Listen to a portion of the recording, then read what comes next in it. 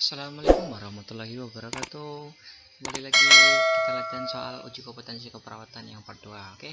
Di sini kita akan membahas tentang soal-soal menentukan diagnosa utama pada masalah keperawatan. Soal yang pertama, soal laki-laki usia 30 tahun dibawa ke rumah sakit karena mengalami nyeri hebat pada pinggang kanan. Dari hasil pemeriksaan didapatkan TD 140/90, suhunya 38 derajat Celcius, nadinya 120 kali per menit, dan pernapasan 20 kali per menit. Hasil pemeriksaan penunjang ditemukan adanya batu pada saluran kemih. Apakah diagnosa keperawatan utama pada kasus di atas? A. Gangguan rasa nyaman nyeri. B. Gangguan pertukaran gas. C. Gangguan eliminasi urin. D. Peningkatan suhu tubuh. E. Resiko tinggi infeksi. Silakan teman-teman sejawat untuk menjawab. Jawaban yang benar adalah A. Kenapa A? Kita masuk ke pembahasan. Renal kolik dan peningkatan tanda-tanda vital mengarah pada masalah nyeri, sehingga jawaban yang tepat pada gangguan rasa nyaman nyeri.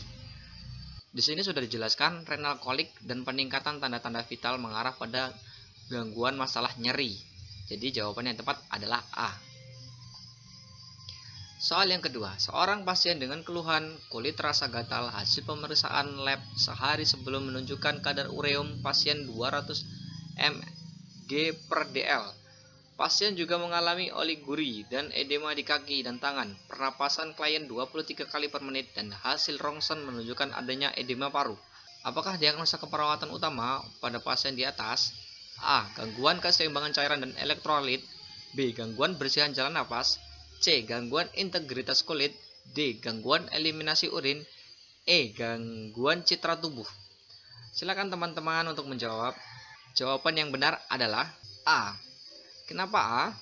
Kita masuk ke pembahasan. Dari data pada kasus di atas, tampak masalah utama terkaitan dengan volume cairan tubuh berlebih dan toksin yang menyebabkan gangguan kulit dilihat dari sisi prioritasnya. Jadi dari pembahasan di bawah sudah dijelaskan yaitu volume cairan yang berlebih pada edema kaki, yaitu pembekakan pada kaki dan tangan, ini sudah menunjukkan tidak seimbangnya cairan dan elektrolit. Soal nomor 3, pasien perempuan usia 38 tahun dengan hepatitis dengan keluhan kulit terasa gatal beberapa hari ini. Dari hasil pemeriksaan tampak kulit di beberapa bagian tubuh mengelupas, bekas digaruk. Kulit tampak kuning dan pecah-pecah. Pasien dengan keluhan badan lemas dan tidak nafsu makan. Hasil pemeriksaan lab menunjukkan kadar bilirubin pasien meningkat. Apakah masalah utama pasien di atas? A. Nyeri akut. B. Intoleransi aktivitas. C. Gangguan integritas kulit. D. Gangguan mobilitas fisik. E. Gangguan nutrisi kurang dari kebutuhan tubuh. Silakan teman-teman untuk menjawab. Baik, jawaban yang tepat adalah C. Kita masuk ke pembahasan. Pada kasus di atas, tampak data yang ditampilkan lebih banyak, lebih kuat tentang gangguan pada kulit, yaitu kulit terasa gatal beberapa hari dan tampak mengelupas, ada bekas garukan. Kulit tampak menguning, pecah-pecah. Jawaban yang tepat adalah C. Gangguan integritas kulit. Soal nomor 4. Seorang laki-laki usia 56 tahun dirawat di ruangan penyakit dalam. Hari kedua dengan keluhan lelah. Hasil pengkajian sesak napas saat bangun dari tempat tidur. Pusing, sianosis pada kulit, dan tampak lemah. TD 130/90, frekuensi nadi 110 kali per menit, teraba lemah, napas 23 kali per menit, hasil laboratorium Hb9 gr/dl. Apakah masalah keperawatan pada kasus tersebut? A. Perfusi perifer tidak efektif. B. Gangguan mobilitas fisik. C. Pola nafas tidak efektif. D. Gangguan pola tidur. E. Intoleransi aktivitas. Baik, silakan teman-teman untuk menjawab. Kita masuk ke jawaban yang tepat adalah E.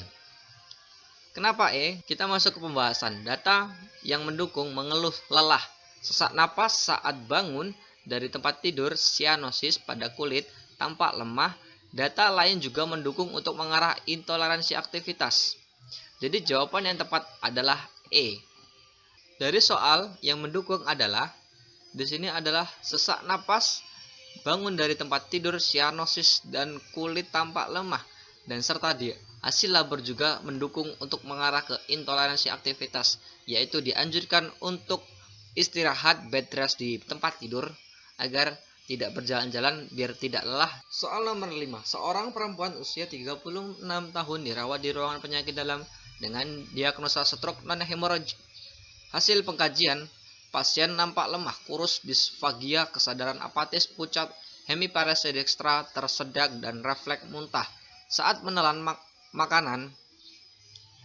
Refleks muntah saat menelan makanan. Pasien akan dilakukan pemasangan NGT, TD 140/90, nadi 100 kali per menit, nafas 22 kali per menit, suhu 36,8 derajat Celcius. Apakah masalah keperawatan yang tepat pada kasus di atas? A. Perfusi jaringan perifer tidak efektif. B. Hambatan komunikasi verbal. C. Gangguan mobilitas fisik. D. Resiko aspirasi. E. Defisit nutrisi. Silakan teman-teman untuk menjawab. Jawaban yang tepat adalah D. Kenapa D? Kita masuk ke pembahasan. Data yang mendukung disfagia, tersedak, dan refleks muntah saat menelan makanan. Kondisi ini dapat mengakibatkan resiko aspirasi.